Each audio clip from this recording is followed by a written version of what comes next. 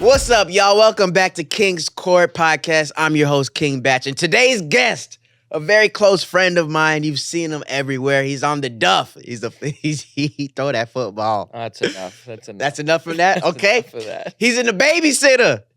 He got muscles. He got muscles. When we first met, Code 8, and he's got a movie coming out soon called The Float. Please. It's just float. You're in it. Yeah, but there's no the. All these the, and then no the for the float. No the. Damn. Just float. All right. Ladies and gentlemen, hand together for Robbie Amell. Yeah. Okay. When does Float come out? February 9th. February 9th. When does Code 8 come out? Code 8 Part 2. Part 2. February. I don't know if we've actually announced. I think we announced it. February 28th. Oh, well, if you did, If we did it, we did now. You got the exclusive here. February 28th, globally on Netflix. Float is like only a handful of theaters, but on demand. Okay. And then we'll see where it goes after that. It's going to go to the moon. Your boys are in it. I know. Damn. Your boys. We got our premiere tonight. Yeah. I know. And I just got the late You invite. get to come. That's crazy. Can we talk about that? Sure. All right. So I'm over here just chilling. I got a text from my boy. He's like, "Yo, we got the premiere coming up. You coming through?" I'm like, "Yeah, I'm gonna come through." I ain't getting no invite Yeah. though. I'm like, did anybody reach out to you about this? He goes, no. I'm like, oh my God. Okay. And I'm in the movie. You're in the movie. You're far and away the largest social media following of anyone in the movie. in the movie. If there's anyone who should be at the premiere, it's you. You should be there before I'm there. No, it's your movie. Doesn't matter. But you're right. You'll get more people to see it. Yeah. Well, they could have sent me an email, a text message. I even got WhatsApp if they international with it. I know. I don't want to talk about it. Damn. It bums me out, and it freaks me out too. Cause like, imagine I didn't reach out just to be like, hey, any chance you didn't hear about this? There was a very big chance I didn't hear about it. Oh boy. And I'm so happy that we got to do this because you're in town for 24 hours. Yep. You're on a press tour right now for Code 8. Yeah, Code 8 2. Code 8 Part 2. Part 1's on Netflix. Watch it. Mm-hmm. Part 2 comes out February 28th, but we start our press tour. We're going to Orlando to MegaCon, which is like one of their big Comic-Cons. Okay. It's not like San Diego Comic-Con, but it's really big. Okay. So we're launching the trailer there, which will come out. What day is it today? Monday? Today Tuesday? is Wednesday? What's today's date? Tuesday? I would go by your clock, but it says it's Friday, July 2nd. That's on Black people time. Look at that. So we're debuting the trailer and a couple clips. Okay. And then we're going to Vancouver for another Comic-Con to do some work there. Damn. I know. And then they're giving us Times Square placement, and we're getting a big billboard in Times Square. Okay, wait. We got to back it up. We got to back this thing up from the conception of it. So because this is really like one of those success stories where a couple of guys have an idea and you're like, oh no, we're actually going to make this come to life. How did this come about? And I know we've talked about it before, but I think it's just a great business insight for people who out there who have a dream of trying to become producers, directors, actors. So let's just talk about, where did this idea come from? Oh man. So I'll give you. And your production company is Collective Pictures. Collective Pictures. So my buddy Jeff Chan, who directed Code 8 1 and 2, he's really the driving creative force behind it. He and his writing partner and my other buddy Chris, they conceptualized it. We had talked a lot about wanting to do something together, and we knew what world we wanted to have it in, just because like we're fans of grounded sci-fi. I had been on a superhero show. My cousin had been on a superhero show. We kind of figured we could tap into that fan base a little bit. So Jeff and Chris came up with this short film. He phoned me. He's like, do you want to do this? It'll cost us like 20 grand each. And I was like, okay, let's do it. Wait, so you just... I didn't have a ton of money at the time either. Like I was doing okay, but I was like, 20 grand was... Yeah, that's a lot. 20 grand anytime is a lot of money to be like, this money could just disappear.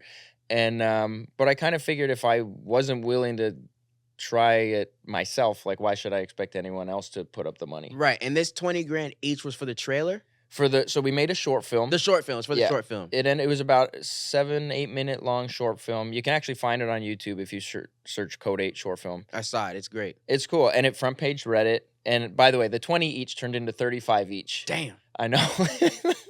So that's just how it works, you know. And it kind of exploded, and we worked with Indiegogo. Well, first, before that, my cousin was supposed to be in it, but we had to push. We were going to shoot in Toronto. We had to move to LA to shoot in LA, and he was back on Arrow at the time. So we reached out to Sung Kang, who Jeff and I were both fans of. We liked the Fast and Furious movies. We always liked his character, and we were like, let's just try it and see if he's into it. We had a beer with him one night. We explained everything, and he was like, okay, I really like the idea. And then he left, and we're like, well, what does that mean? Is he in? Right. And then his manager reached out the next day and was like, yeah, Sung will do it. So he was great. He came in for free. He just spent a couple days with us shooting short film. Wow. We took the short film to Indiegogo. We actually released it at a Comic-Con in Chicago. Before Indiegogo. Right before Indiegogo, like as we put it live on Indiegogo. What was the editing process like? Were you happy with the first cut? Was there a lot of works? VFX? Who paid for the VFX? So our visual effects company is called Play Fight Visual Effects, and they're amazing. They're all friends of ours out of Toronto, and they did it at cost. Like it had a couple $100,000 worth of visual effects in it that they did for part of the $70,000. Wow. I know. You need good friends. Yeah. You really need good friends for something like this to work. The amount of sweat equity in the short film was massive, and they've done the visual effects on Code 8 Part 1 and Part 2. And they're paid them right? Netflix came in on Part 2. Part 1 was still a labor of love where everybody was, nobody was getting paid. Right. And Part 2 was a full Netflix original. They came in a big way. They were excited about how the first one did. And nobody got paid a premium. Like, every dollar is on screen. Right. Nobody's getting paid on these movies because they're our movies. We care about them. Everybody takes ownership of them. So let's talk about so you went to Indiegogo. Yes. So we launched a campaign. We sold T-shirts, socks, hoodies, premiere tickets. We had premieres in Toronto, Vancouver, Los Angeles, New York, Chicago, Dallas, Miami, London, Perth, and Sydney. Oh, wow. Yeah. So this is before it goes on Indiegogo? You had all these No, this premieres? is where people bought tickets from Indiegogo. There were different perks. It was like you could buy anything from a keychain all the way up to like an executive producer credit. And in between there was, a $500 2 tickets to the premiere. We would throw after parties with people. It was so fun. It was before the movie even was filmed. Before the movie came out. No. Okay, so I got to back up a little bit. Right, okay. So the Indiegogo campaign launches, and we sold those things before we had shot the movie. But it was with a promise that once the movie's done, we will bring a premiere to the city that you're buying it for. Right. So we raised $3 million. We were Damn! $3 million? Ah! We were either the #1 Canadian movie ever or the #1 movie ever on Indiegogo. I forget now, to be honest with you. But both are great credits and accolades. It was above and beyond anything we ever expected to do, and the fan base was awesome. This was about 30,000 people that raised that much money. Wow. So we shot in Toronto. We worked with Telefilm, which is a government entity that gives money for the arts. And then we had one friend of ours who was an equity financier and brought in some money, and it ended up being a $7 million movie. Every dollar is on screen. So 3.1 from the fans. So the $3 million from Indiegogo, you have to use some of it for distribution of making the T-shirts, making the hoodies, making everything. Right. Taxes on it. Like the $3 million ended up being about $1.5 million in the movie. Okay. And then $3 million from Indiegogo, and then $1.5 million from an equity financier, and then tax credit. How did you get this equity financier? A friend of ours who loves to produce movies and wanted to be a part of it. Now, did he come on after he saw the success of that? Came on. She? We talked to her about it during the Indiegogo campaign when we started to really look at what the budget of the movie was going to be, because we didn't know if we were going to have, trying to make a $2 million movie or bigger. And we narrowed the script down to a couple different versions where the sci-fi and the action grew based on how much money we had. And we sat down with them and we pitched them the movie, and we were essentially like, this is a friendly deal. It's going to take a while because the visual effects company is small and they're going to do everything on it. Right. And they were just really excited for us and wanted to help out. And the good news is they are profitable on the movie. Of course. They're in the green. Yeah, we'll get to there. Yeah. We'll get to there. But it was a long time. Like if we needed money from a studio or from a bank, the interest would have killed us because of how long it took us to make the movie. Just because the way we made it, you couldn't just jump in and make it and farm out all the visual effects to a bunch of different companies. The editing process was pretty long. And then we also didn't want to rush selling it in case, we could do something. We knew we wanted it to go to Netflix. Right. And that's ultimately where it ended up going. But it was a license because they didn't want to buy it in full to start with. Question: why Netflix instead of theatrical? Because if theatrical, your profits can be limitless. Theatrical would be amazing. The problem with theatrical is, okay, so the movie's $7 million. Mm-hmm. To give a real shot at theatrical, your $7 million needs to have about 10 million or more in print and advertising. Mm-hmm. So now, and you need to partner with a studio because self-releasing this is also partner with 5-6 years ago. Right. We would have to bring in somebody with a theatrical distribution chain. Right. We did like 2 theaters theatrically because we worked with Vertical, who ended up being great, but they definitely specialize in the video on demand model. So we released in like 2 theaters. My cousin and I dropped into the theaters to say hello. They sold out, which was cool because we made them like event screenings. Yeah. But really, the money was made and the success was driven by the video on demand. And that was a big portion of that was, the people who helped back it or the people that had seen the short film getting on board and supporting it. And this was one of those movies where we were so lucky. The people who helped us make it really took ownership of it and told their friends, and it became like a movie to cheer for, which was really cool. Mm-hmm. But theatrical is just so hard because there's just such a risk. Right. And we owned the movie. Right. So we would have had to split with somebody who would have wanted a really big piece. Right. And then to take the risk of putting more than the original budget into the print and advertising. Right. Right. So filming the movie, going on set, knowing that, hey, this is our one chance. We're here. We're filming this movie. What was that like?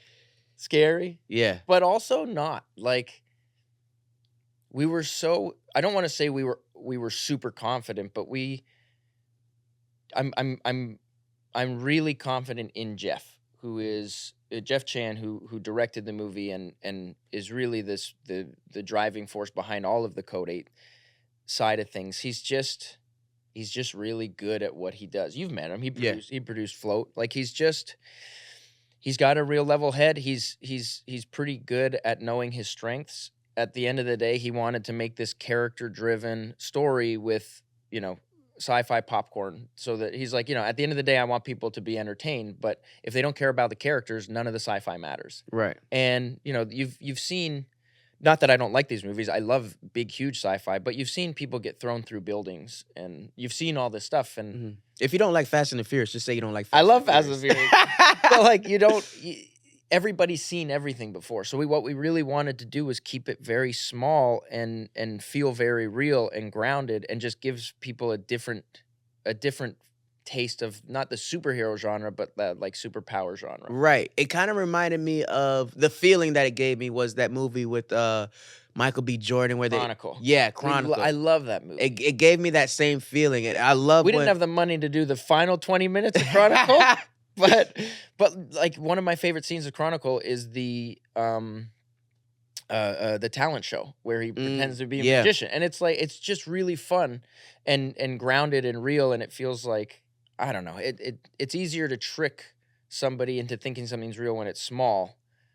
I still love big sci-fi, but I'm never watching it going, wow, they really did that, or like, how did they do that? It's a computer, it's visual effects, a guy being thrown through a window, or through a building. Well, because you're old now and you know. I know, but these kids are like, oh my God, he can fly. He can fly. He can electrocute people while touching a fence. I know. I'm just jaded. Yeah. But no, it's great. Now you finish filming the movie. You go into editing. How long does editing take? Editing took a while, and as you know, when you edit your first cut, you're like, oh God, what have I done? I've destroyed everyone's career in this. I've wasted everyone's money. So Jeff panicked at first, and he's like, "You're not seeing this yet." And then he played around with it. Panicked. Yeah, panicked.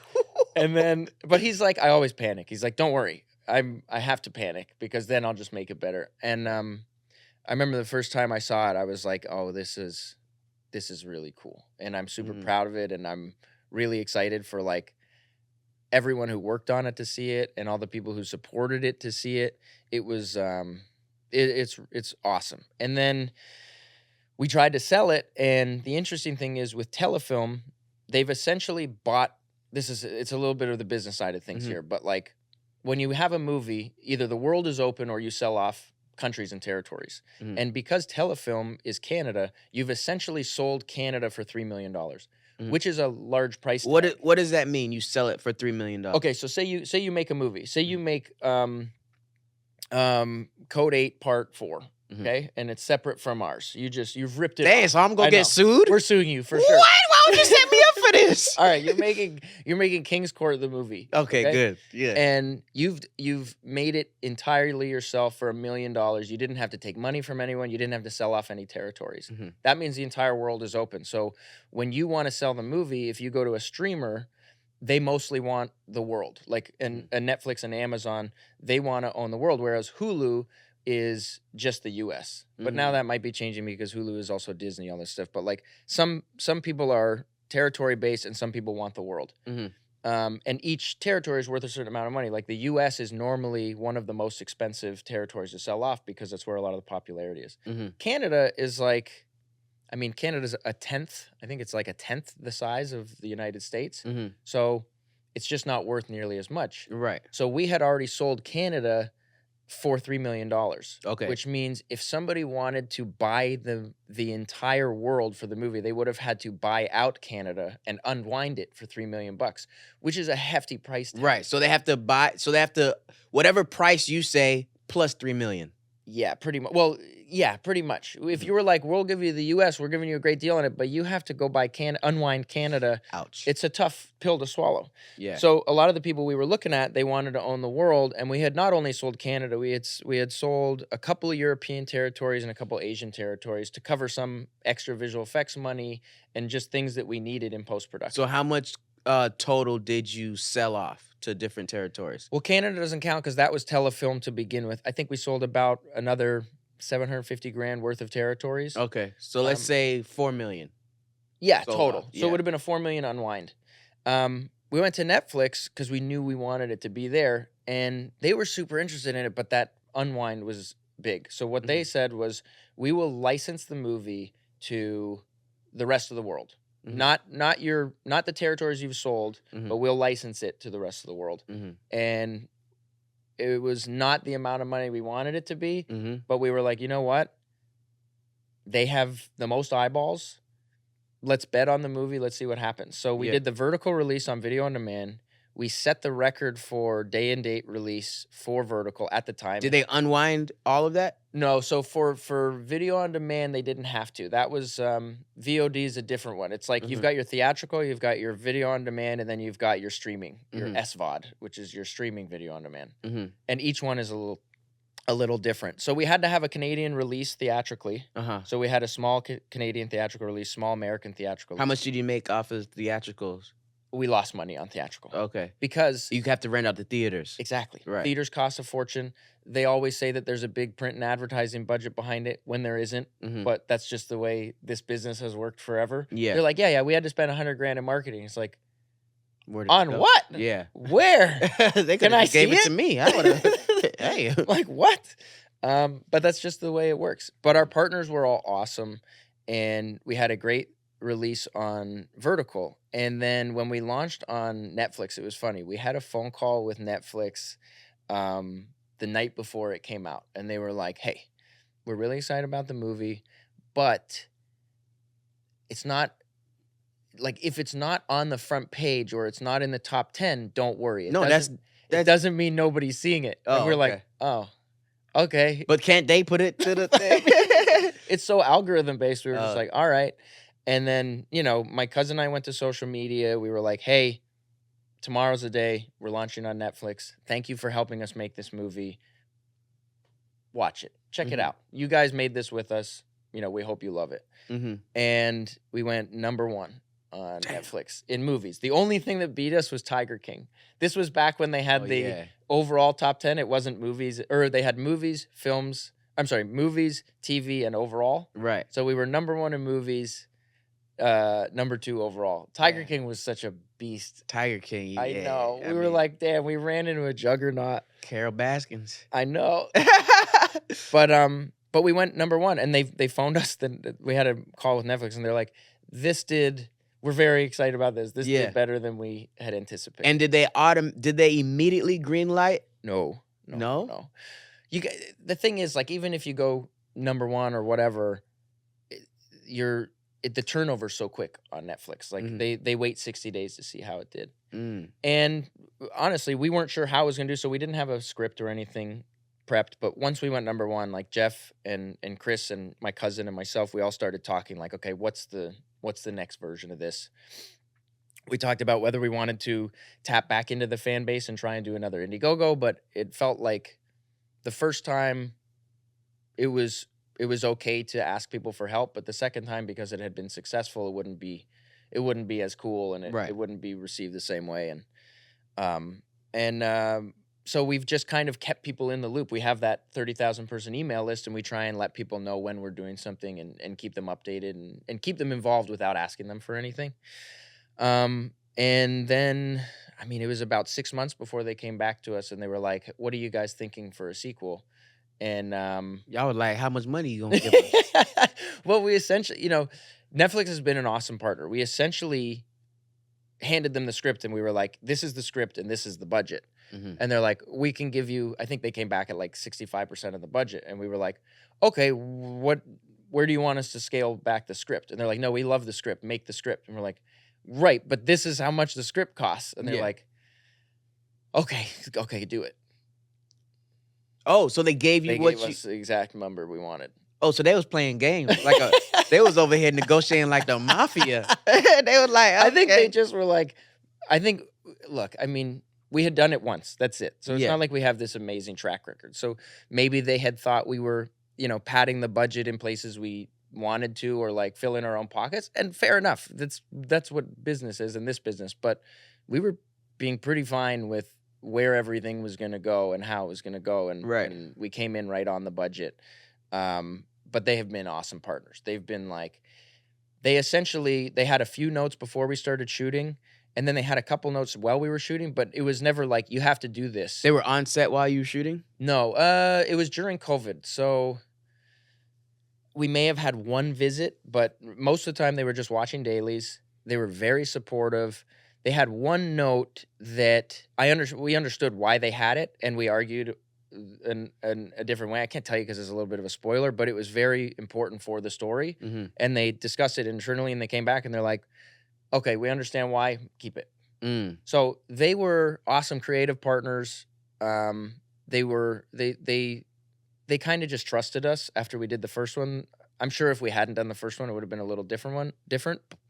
But they were like, okay, you did the first one, do it again and see if it works. Right. Now on social media, I saw you and your cousin, you did a thing where you told people to Yeah. What is that? So one of our execs at Netflix, she was like, we were talking about the algorithm, and it just kind of fascinates me. I'm like, this is so weird that you guys have this thing that is so the algorithm based. And Netflix got an algorithm. They love the algorithm. They got it like Instagram, an algorithm like Instagram, TikTok. And I'm like, how do we kickstart the algorithm? Like, what's the best thing to do? And she was like, the best thing you can do is hit the remind me button on a movie.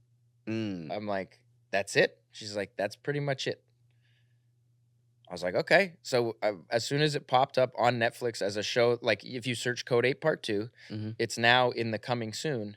So there's a little button that says remind me. and that helps drive it to the front page. Oh, wow. So hit the remind me button. So what they got to do? They got to go to Netflix. You go on type in Netflix. Code 8. If you type in Code, you'll see it. It's so we have Code 8, which is the first one, and then Code 8 Part 2 will say, coming soon. And if you click on that, it'll have a little bell on it. And if you hit it, it says the remind me button. And it just means that once it's out, when you log on for the first time, it'll pop up on your page and it'll be like Code 8 Part 2 now available. Damn. And I hope you guys break another record. That way I can be in Part 3. There you go. That's why I'm here, actually. Yeah. Oh, this is my audition. Yeah. Okay. Watch this. Watch this now. Oh. You hear that? Yeah. That's your boy. That's straight your boy. No, that's dope. Now let's talk about early Robbie. Oh man. You were a child star. No. Yeah, 2006. How old are you in 2006? You was My math sucks. That's like that's 18. 8th grade. No, 2006? Yeah, right? Oh my god, I was I'm going too far. I was like 8 years old? No, I was yeah. 88. No, I was 18. My math was right. Tricked you. I was 8th grade. No, I was just out of high school. Yeah. I guess When you guess think it of was child young. star, you're I guess thinking it was like young. Yeah, I wasn't like a Dakota Fanning child. Right. You didn't want to be because all of those I didn't know child- what I was. I wasn't an actor then. You didn't want to be an actor then? I didn't. My mom put my sister and I in like commercials and stuff when we were a kid, but it was never like stage mom, you got to do this. Mhm. We were just had no money, and she was like, you guys are cute kids. And one of her friends' kids had done one, and she's like, do you guys want to do this? And we were like, okay. We were always comfortable in front of a camera. My mom loved taking pictures. Yeah. So like You were a cute kid? Yeah. Okay. Yeah. Damn. I know. My sister and I were really cute kids. Damn, We fell apart as we got older, but we were cute. Nah, you kids. still got it. When I type in Robbie Amell, the first thing that come up is, oh, he's got charm. He's got charisma. I'm sick of this. Do you have a bad day? Do you have a bad day? Lots of bad days. Okay. How do you get through your bad day? What do you meditate, listen to music, take a walk, push-ups? Hockey. Yeah. You got to be careful with hockey. I wear a full mask. Oh. I played hockey my whole life, but yeah, knock on wood. I hope I don't ever get injured playing hockey. I love it. But people lose their teeth. Yeah, but that's when you take your mask off. Like the crazy thing to me is I still play in like beer league, and all of these guys have regular jobs, but a bunch of them will wear no mask. Why? Just because that's the way they were brought up playing. Like at a certain point in hockey, you ditch the full mask and you wear a half, like you wear a visor. Mm-hmm. The problem is when you're playing at a high level of hockey, most people are really good at controlling the puck and controlling their stick. When you're playing in beer league, it's so easy to get, like I've been high stuck in the face, but I have a full cage on. Oh, with a stick? Oh, yeah. Oh, it's not even the puck. Both. I've been hit in the face by a puck. No helmet? No. Cage on. Okay. Cage off, it's going to be like scar, teeth gone, like yeah. I seen a lot of these eye socket. I seen a lot of these hockey players, they be popping out their teeth like a lollipop, just like Oh yeah. And I'm like, oh shit, what a middle of your section at in your mouth. My mom was always very keep the mask on. Wear a full cage. Like don't mess up your teeth. Right. And she was right. But I got lots of friends who wear a visor and don't have any fake teeth, and I have friends who wear a visor and it's top to bottom Fake teeth. fake teeth. Damn. I know. So singing, you're a singer? No. You can't sing? Hell no. Can you dance? No. What can you do? I lie my way through life. Lie your way through life. I can play hockey. That's what I could do. Okay. Now, was there any ever dream of you going professional with hockey? No, I played at a pretty high level, but it's crazy. In Canada, you know when you're like 12 if you've got a good path for it. Really? Only one guy I ever played against for like most of my childhood made the NHL. His name's Wayne Simmons. He was actually on the Kings for a little while. Oh, damn. Yeah, I played all of my childhood hockey. He was on a team called the Aces when I played on North Toronto. It was AA hockey, which was one level below the highest for our age, but we were both on really good teams. So the difference is sometimes like some of the really good kids are on really good teams in AAA and they fizzle out. Some of them make it all the way. But our team stayed together in AA. It was really fun. We came second in Ontario one year. There's this giant tournament called the Silver Stick, which is around US and Canada. It's like qualifying tournaments up until the final tournament. Mm. We came second in that. So it was great. It was really fun, but I never really looked at it as a career. I don't know. Maybe I was super realistic. Maybe I Super realistic. You wanted to be an actor. No, I didn't. That's the hardest thing to do. Well, I didn't know I was going to. When did you want to? When did you know you wanted to become an actor? All right, it was summer before 11th grade. Mm-hmm. I had stopped doing any commercials or print work for a long time, just because I was playing hockey so often. And out of the blue, my modeling agent phoned me and was like, "You have an audition for Cheaper by the Dozen 2." Okay. I had seen the first one. I'm like, oh, with the big family. Cool. Yeah. And they sent me sides, which I had never had before. I had never like gone in with sides. And I had done like commercials where you have one line, but I had like 3 pages of a scene. Mm-hmm. My character didn't have any lines. So it was Tom Welling's scene with Jamie King in the movie. Tom Welling from Smallville. Yeah. I love Superman. He's my Superman. Continue. He's a good guy. Yeah. And they were like, so I just went in, and at the end of the day, I booked it because I looked like I could be Eugene Levy's son. And I was the right age. That was it. Like, right. They weren't casting because of my acting. I had no idea what I was doing. I walked in, I read the lines. The next day they phoned, they're like, "Do you hear the good news?" And I was like, "No, do I have a callback?" And they're like, "You booked it. You're shooting for 2 months this summer. I hope you don't have a summer job." Damn. And so unlike this was the worst way to be introduced to the acting world, because it was this like $90 million budget for a movie that didn't need anywhere near that much money. It was $90 million? It was something like that. It was crazy because the first one was such a huge success. And like the cast is huge. You've got Steve Martin, Bonnie Hunt, Eugene Levy, Carmen Electra, Tom Welling, Hilary Duff. Martin Lawrence. No. I just want to throw in somebody black. God damn. Put somebody black in there. So it was just like, it was amazing. I was like, this is the easiest job in the world. I also had nothing to do. Like, They would be like, "Hey, you guys are on jet skis in the background today."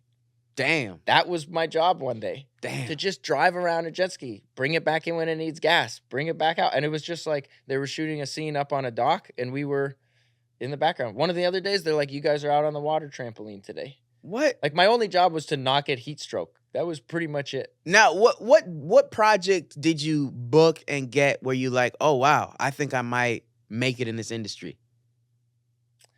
Probably Life with Derek, which was actually my first. It was in Canada. It was well, actually, that's 2 different questions, because booking something in Canada kind of felt like I can do this here, right? But I hadn't booked anything in the States yet. So, but I was also really young, and I was just learning the industry, and I was just finishing high school. So I do Cheaper by the Dozen 2. I get to like come to LA for the premiere. I think that this is so cool. They invite you to the premiere? Yeah, at the last second. Just like me. Just like me. They didn't even invite me. You sent me the invite. I know. The invitation. They were like, "You can come if you want." Damn. Like, this is like next week in LA. Like, okay, I'm coming. So all the Canadians, we all flew out together. And I stayed at one of the cast members' houses. She was really cool. Allison Stoner, her family housed all the Canadians. Oh, nice. Yeah. Yeah. She was super cool. Unreal dancer. Yeah. I'm sure you. Well, Missy Elliott. Yeah. Yeah. And like, she was a kid in this, so it was just really cool to see her just the sickest dancer at like 9. She over here breaking it down. You over here doing. Yeah. So I go to the premiere. I have a great time. I meet my manager on that. Oh, okay. So he was he saw me. I was on the red carpet in between Carmen Electra and Piper Perabo. Oh, I know. I could have been naked and nobody would take a picture of me. I'm a little 16-year-old kid standing there like. Isn't that the worst when you go to a red carpet and then click, click, click, click, click, click, and then you get on and there's like, not one click? What's his name? Yeah. Who's this? Oh man. But it was like, it was cool because it was this giant premiere. It was back when premieres were like really big, even if the movie wasn't like, a Marvel movie. They brought us in on like a horse-drawn carriage because it was in the winter time. It was it wasn't a Christmas movie, but it released at Christmas.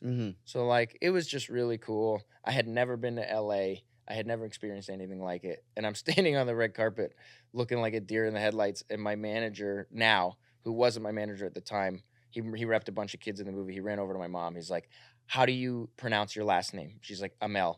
He's like, okay. And he ran out on the red carpet and he grabbed me. He's like, let's do interviews first. And he walked me through interviews. Oh, he did that. Yeah. And then he walked me back and like went up to the photographers and told them my name and like. And he's still your manager to this day. Yeah, he's family. Damn, you loyal. He's awesome. He's, it's been great to try and navigate a career with somebody who's been doing it for a long time. Right. Now let's talk about So I get back to Toronto and I don't have an audition forever because I'm like 16 and like in Toronto and there's not a ton of work. And then out of the blue I get an audition for Life with Derek, which is a Canadian show, but it's on the Family Channel in Canada, Disney Channel in the US. So it's got some reach. I book it, I shoot one episode, and that's the end of the season. So you were bad luck. No, I thought that was it. And then they were like, we got another season. We want you to come back and do, I think I did like 10 episodes. And it was a huge show in Canada, a small show in the US, but it was still a show in the US. So it gave me enough opportunity to get my visa. And I talked to my parents and I was like, I got to give this a shot. And they're like, yep, go for it. If it doesn't work out, come back and go to school. So I moved to LA and almost ran out of money. And my grandmother bailed me out with some cash to give me a chance to keep it going. I had come How were you running out of money? What was going on? Living, just rent and eating. I was living off of like Trader Joe's and $5 footlongs. And just doing auditions. Just auditions. I screen tested for 2 things. And if you know what screen testing is, it means you're getting down to the last like 3 people in an audition. And that is essentially what I was told back then, which I think is true, is you're doing the right thing. When you're down to that few people, you're either the guy or you aren't. Right. But you don't get paid for a screen test. No. So, but the good thing about that is now you're in conversations. Yes. So I was getting close, but I wasn't booking anything. So I wasn't making any money. And you can't work. I was on an O1 visa. You can't have a regular job. So I couldn't be a server. I couldn't do anything. So all I could do You could be a prostitute. Yeah, I could. I mean, I had to make some money. Yeah. And I was still cute. So right. Yeah. You had that charm, that charisma. Son of a bitch. So I would do like I valeted a little bit, like anything I could do to make some under the table cash. Don't deport me. And and then I went back to Toronto and I booked a movie and that kind of started everything rolling a little bit. But right. When did you do The Flash? What year was that in your career? I did a show called The Tomorrow People, which was actually really cool, and we just got really unlucky. It was on CW as well. There was a little bit of superpowers involved. It was the same character, right? No, but it was the same producer. So Okay. Greg Berlanti, who's like the powerhouse producer. Berlanti Films, crazy. Exactly. He phoned me after the first season. He's like, I'm really sorry. We're not going to get a second season of Tomorrow People. And I was bummed out, but he's like, well, I have you on the phone. Do you want to come play Firestorm in The Flash? And I was like, yeah. Damn. For sure. That's how it happens? That makes this call way easier. That's how this happens? It's not what you know, it's who you know. It's all who you know that. How many know movies that. you done with Mary Viola? Yeah, we just in there. I did one last week. I know. I just showed up. Wait, what? Where am I? Yeah. Action. Hello. No, but that's great because it's like I tell a lot of people, I mean, this is my thing about it. Auditions are cool and it gets the job done, but really it's like I look at it as a waste of time, right? Because it's a terrible way to pick who's right for a role. Yeah, when you're in an audition, you're acting in front of this. There's no elements, there's no risk, there's no stakes. You really have to use your imagination. Where me, I like to be like I'm more of like a method character actor. Like I like to feel the scene. You're also really good. So we've now worked together 4 times. Babysitter 2, Float. When we first met. Yeah. Batch is really good at, he'll give you 1 or 2 as written, and then you do your own thing. Right. And, like, most of the time it works. Most of the time, all the time, motherfucker. Well, look, nobody bats 1,000, okay? Yeah, right. But, like, and that's a tough thing to add in an audition, because, like, in an audition, you don't want to just go off book right away, and sometimes you do one, and they're like, great, thank you, and you're like, well, hold on, let me, can I, and now I'm, oh man. All right, thanks. Nice to meet you. Bye. Yeah. But like, I agree. Auditioning is horrible. Auditioning is horrible. Have your actors real. Get directors meetings, producers meetings. Try and set up those like those meetings. And create your own content like you do. Jeff and I met at a general. Really? See? That's what you got to do. Get these general meetings. Well, the other thing is like you find people that you have similar taste and you vibe with, and you try and make something together. And you can also find out pretty quickly if it's going to work or not. Like you and I have a lot of fun working together. We wouldn't have done 4 movies together if we didn't get along. You and Mary would not do movie after movie if she's like, this guy sucks. Like, I can't deal with this guy. You do it because like you just kind of, it works. Yeah. And the thing is also acting classes. Have you taken acting classes? I did when I was I did when I first started because I needed to. I knew nothing about it, but I did find that I took an on camera and an off camera, and the off camera did nothing for me. It felt like it was feeding a part that I didn't want to feed. Like, I'm not a big theater person. I did it in like high school, but I needed to learn more of this rather than this, and how like sometimes it's a scene is from here to here, and like it's just what's in your eyes, or if it's picking up on a mannerism in your hand, and like so that I found to be very important for me. I also found I hate watching myself several times, but I like to watch myself once to see if something worked or not, just to be like, oh, I didn't buy that. Don't do that again. Or like, oh, that actually worked. And sometimes I'm like, oh, that scene sucked to shoot, and I thought it was going to be bad, and it turned out great. And a lot of it has to do with, you know, the director, the editor. Anyone can be bad. Yeah. And I think the important thing is, I think it's important to take one on-camera acting class. But my issue with acting classes is they don't teach you what it's like to actually be on set. It's not just about the acting. You have the pressure of you're performing in front of people. There's like 20 people. Maybe somebody who you like look up to, or like are a little starstruck by. Yeah. And you got the cast, you got the crew, you got the lighting people, you got all these elements behind the camera that and people they're like, aren't we got seeing. 10 minutes till lunch. Let's get this. And you're like, yeah. You got that pressure. You got the producers over at Monitor giving notes like, oh, we don't, so you have to. We don't like his jacket. You have another thing? You have another jacket? You're like, what? Yeah. Okay. And then not only are they watching for this film, they're watching to see, oh, is this guy easy to work with? Can we put him in another film? So you're not only acting for this, like there's so many other elements that people aren't taking into consideration that they don't teach at acting classes. God forbid you're having a bad day. Oh, yeah. Or you're just not feeling well. Then you're a diva. Yeah, exactly. But like, it's so funny. My mother-in-law, who's amazing, she was like, when my wife, who's also an actress, was shooting Designated Survivor, she'd be like, it was in Toronto, and they live just outside of Toronto. They'd be like, can you come over on Thursday for lunch? And she's like, I can't, I'm shooting. And she's like, well, can you tell them you need a day off? And she's like, no, Thursday costs $400,000. I can't take the day off. The production needs me to shoot that day.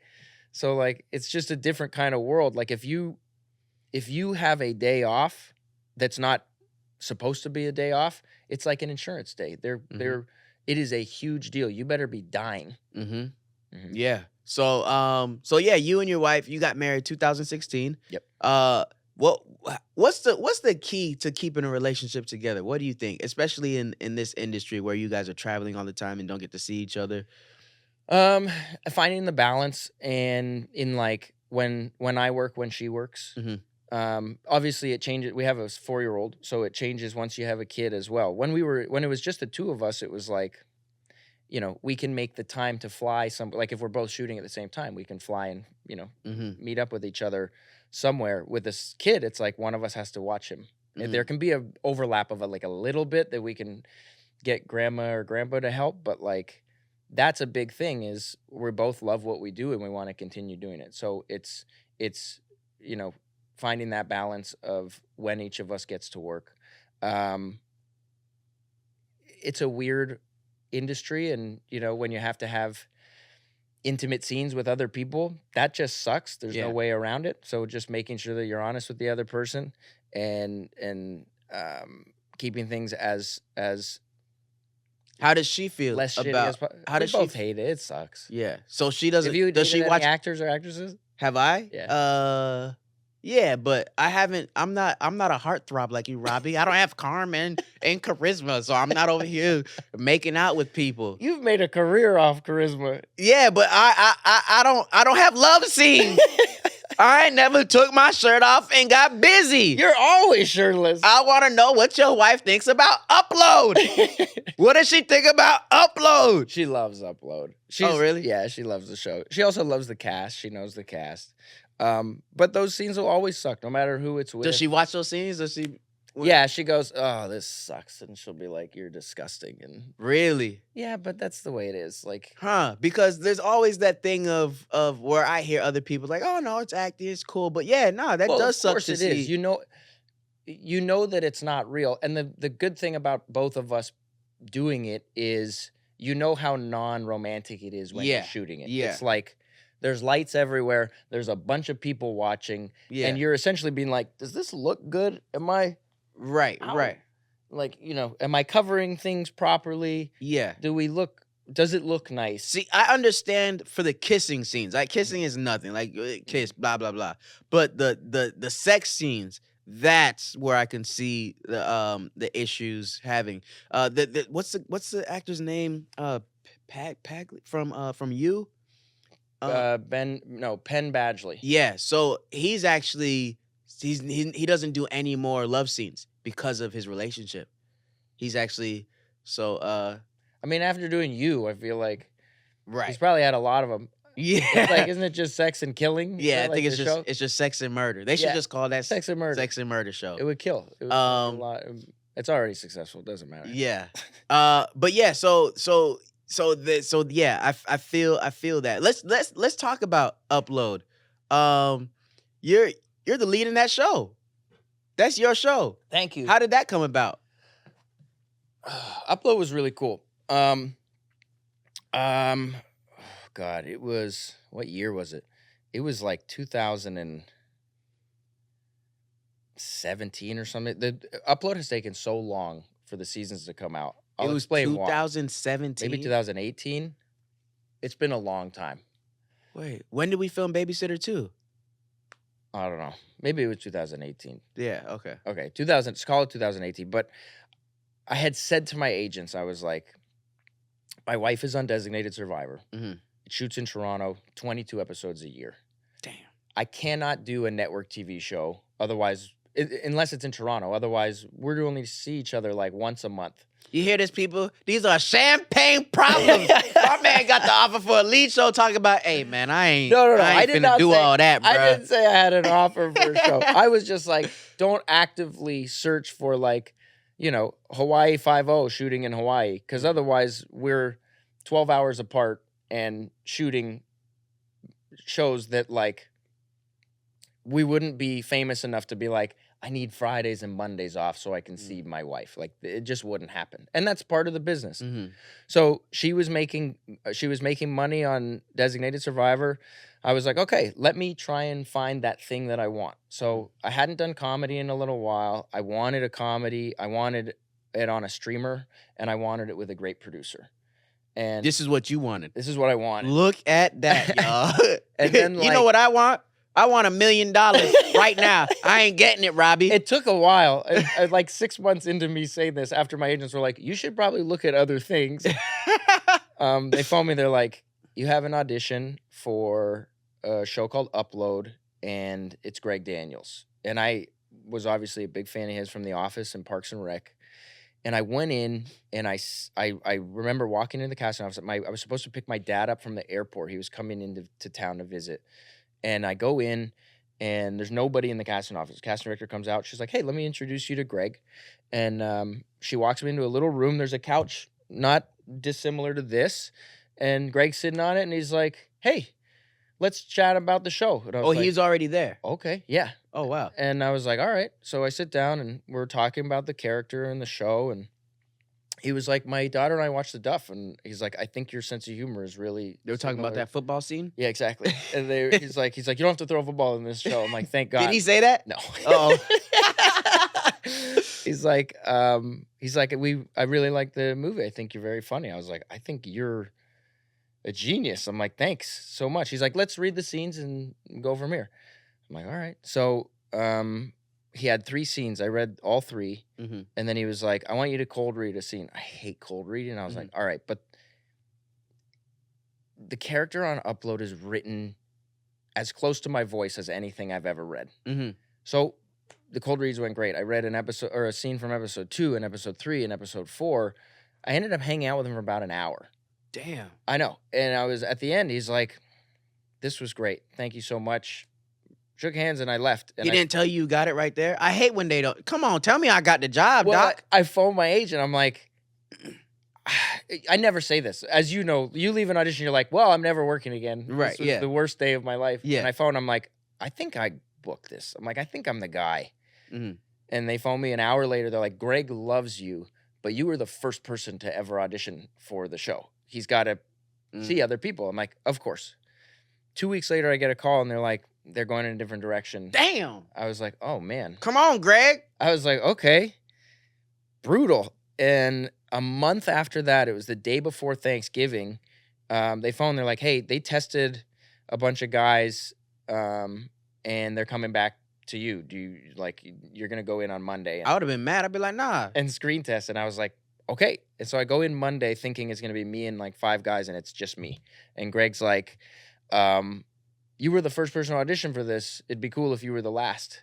Damn. And I was like, that would be real. Is Greg a rapper? Does he write for Lil Wayne? He'll write for anyone. He's so good. And I ended up having a month of chemistry reads. Oh, wow. There was no head of Amazon at the time because they had just done like kind of a turnover. Mm-hmm. I read with 9 different Noras, like 11 different Ingrids. Mm-hmm. The little girl Chloe, who plays my niece. Kevin, who plays my best buddy. They were the only 2. Maybe 3 of my nieces, but Chloe's the one. I only read with 1 guy for my best friend. But for a month, For the Luke character? Yeah, for a month, I couldn't. I was like, I could barely eat because I would just drive to Paramount. I would sit with Greg and his son. Yeah. Owen, who's on the show, he plays an AI guy. He's also one of the writers. The redhead? Yeah. Oh, he's great. That's his brilliant. son? Yeah. Oh, he's shit. a genius. He's awesome. He's written my favorite episode in all 3 seasons. He writes it too? Yeah. Oh, wow. Yeah, he's awesome. That's crazy. But I was like, am I ever going to get this? I'm like, at a certain point, they're going to be sick of seeing me, and they're going to be like, we got to pick someone else. Oh, you still I didn't have the a job yet. They wouldn't sign off on me. And a month, so this was like maybe December 20th, Greg was finally like, guys, he's my guy. Yeah. We're doing it. And so that would have been 2018. We shot the pilot 2019. Oh, then you have to shoot the pilot, so it's not even greenlit as a show yet. And then it took a year from the pilot to get picked up because there was another change of people over at Amazon. Oh my God. So I think we found out that Allegra and I, our birthdays are close together, and the way it worked out, we were like 30 when we booked it, 31 when we shot the pilot or something, and 32 when the show. Allegra is Ingrid? Yeah. Okay. She's great. Is she a comedian? She's hysterical. Yeah, she's great. She is also the opposite of her character. Oh, really? Yeah. She is the kindest, sweetest person, which is, she had to say in one of the scenes in season 3, she was like, I'm like, are you scared? And she goes, no, you're scared, you little bitch. And it physically hurt her to say it. Yeah. And which season? In season 3, I think there's like there's an episode that's kind of like a horror movie where we go down the elevator and come out, and with the guy with the eyes. I don't even know if they left it. Yeah, the eyes. Yeah. I don't even know if they left the part in, but that morning I was like, are you okay? And she's like, I'm fine. I'm like, is it the line? Are you? And she's like, Robbie, I don't want to say this to you. And I'm like, Allegra, it's me. I'm like, you say whatever you want. And so the whole crew knows that she's struggling with it, and she's so funny. And in one of the scenes, she's like, you little bitch. You little pussy ass fucking bitch. And the whole crowd or the whole crew started dying laughing. She's so funny. She's always got amazing improv prepared, and she's just like, she's so fun to work with. Yeah. There's a scene in season 3 where we're drunk in the like travel agency or whatever, mm-hmm. and it's one of my favorite scenes I shot the entire show. When you guys are like flirting and stuff. Yeah, but she's just like we're both supposed to be hammered, and we were just laughing so hard the entire time. There's a scene where they also had her like fake throw up on me that they took out, which I wish they left in because it was just so funny. But Yeah. she's a blast. The whole cast is awesome. I love the show. We're waiting on season 4 right now. Yeah, because the way you guys left it off, I'm like, giant cliffhanger. I know. giant cliffhanger. I don't even know I don't know which Nathan's alive. You don't know which one you is? No. I went to the writers. I'm like, this is my thoughts, and they're like, okay. They better keep the original. They have to. Don't give me the backup. Cause I like you and Nora's chemistry. I know. Well, but look, I have my thoughts on it. Cause Ingrid, yeah, she may be great in real life, but on the show, I hate that bitch. It's so funny. But yeah, I have know. some rapid questions. All right. I want to ask you. Yeah, we like to play this thing where we do rapid questions. So these rapid questions, you just say the first thing that come to your mind. The first answer that comes to your mind. If you want to pass, you can say pass. Okay. All right. What is the most bizarre thing you've ever had to do for a role? Oh, I haven't done anything super weird. I like prosthetics are always weird. Like horror movie gashes and like fake mustaches, and I had mutton chops in something once. Mutton chops. And I was really young. What's a mutton chop? Like a giant, like a sideburny type. And I was really young. I didn't buy it. I'm like, I still can't grow them. So I'm like, this is like 10 years ago. Superpowers for a day: flight or invisibility, and why? Flight, probably. It would be cool to fly. What's a movie that always makes you laugh no matter how often you watch it? Happy Gilmore. What's the last thing you Googled off your memory? How to get here? If your life were a genre, what would it be? Action, drama, comedy, or science fiction? I like to think it would be comedy. I enjoy laughing. What's one piece of advice you received that you'll never forget? My dad still tells me all the time, stay humble. What's a common myth about actors that you'd like to debunk? Everybody always wants to come visit set. Mm-hmm. And it's not nearly as exciting as anyone thinks it's going to be. So Right. I always feel like it's kind of a letdown. No, this go back to you in a sci-fi movie. It's you. You're jaded. Going to set is fun. If you don't ever go to set, what? I would love it. You think so? Yeah. I'm always like, maybe I'm just always worried that they're going to be bored, because it's like, it's a lot of like, well, we're shooting this scene today. So these are the pages, and you're going to watch us do it over and over and over and over again. Yeah, but that's fine. But you get to I guess watch. it depends on the day. You see the actors. You get to if you get tired of watching the scene, you can walk around and go to Crafty. You can meet this producer. You can see. All right, maybe Video you're right. Village. Maybe you're changing my mind. What would you? What myth would you debunk? Damn,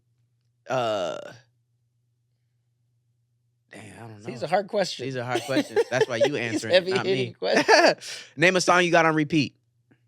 Oh my God! So I have a 4-year-old. So right now we're Baby Shark. No, he's beyond that. He likes. Okay, there's two things. John Williams is his favorite composer because he loves movie soundtracks. Oh, So like, I'm actually lucky. We listened to the Jaws theme song. We listened to the Home Alone theme song. We listened to the Star Wars, like Imperial March Star Wars song. We listened to, what else does he like?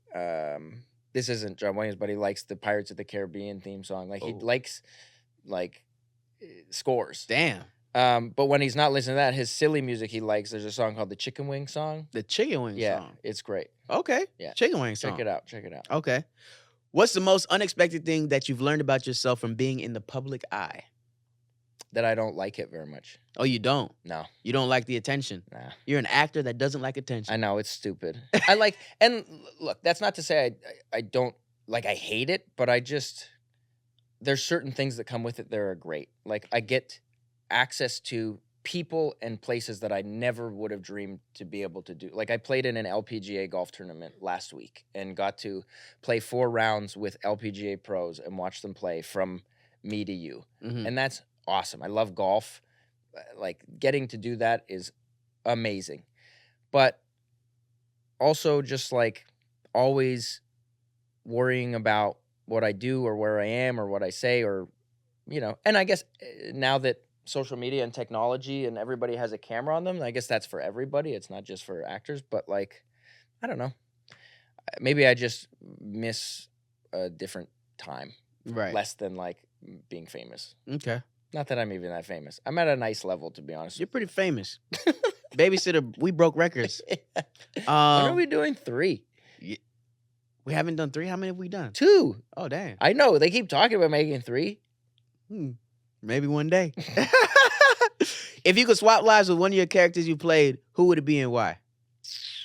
Oh, Nathan Brown. Mostly because he's the most similar to me. And that would be a fun world to live in for a minute. Nice. If you could guest star in any current TV show, what would it be and why?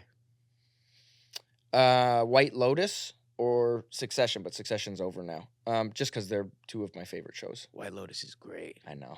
Can I be in Code 8-3? Yes. Nice. And then last question.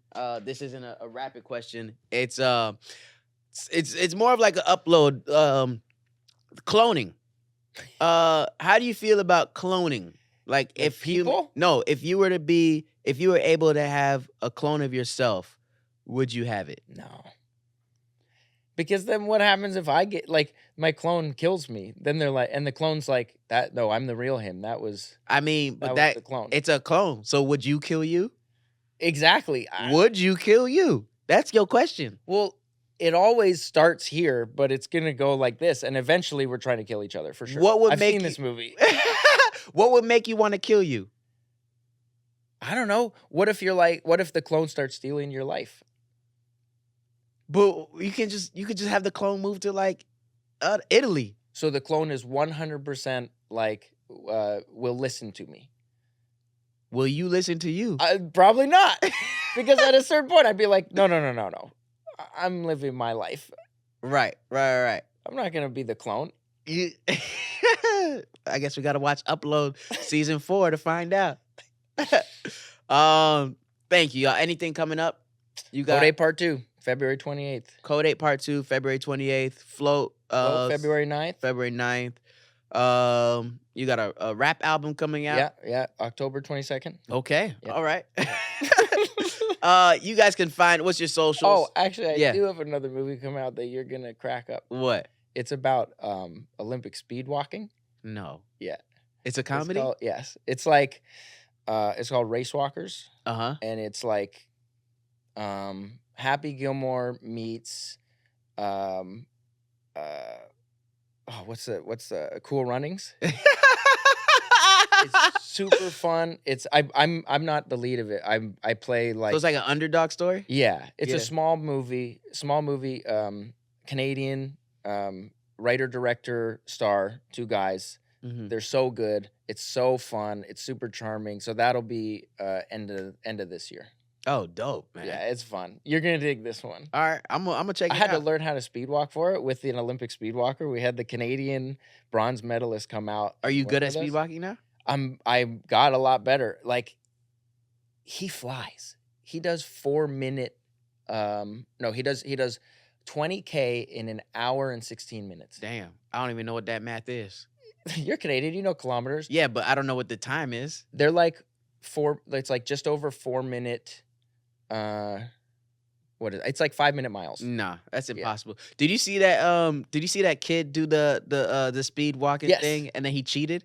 No. Yeah. Did he? He ran a little. Oh no. he got off the ground a little. So the rules are there has to be a foot on the ground at all times, but it's to the naked eye. You can't use video replay. So that's how he won. They have spotters around who will call you on it, but how many times do you have to cheat? You get fouls, so I don't know how many you get. I don't know the rules that well. Well, you gotta do more research on your movies. What's your social? Robbie Amell on everything. Robbie Amell, yep. All right. Make sure you go hit the reminder button. Remind me button. Go to Netflix, Code 8, remind me button. And support everything he's doing. Thank you for coming through. Thanks, buddy. I'm King Bach. We'll see you next time. Subscribe. Oh, and look, check this out. If y'all wanna be like a little intro on this, All you gotta do, send a video of yourself, put your camera, put your phone in landscape mode that's horizontal, and say, "Hey guys, welcome to King's Court. Your host is King Bach, and today's guest is." So I played at the beginning, and then boom, it'll come in, and so you get to see yourself on TV. But all right, guys, we gotta go. I'm out. Peace.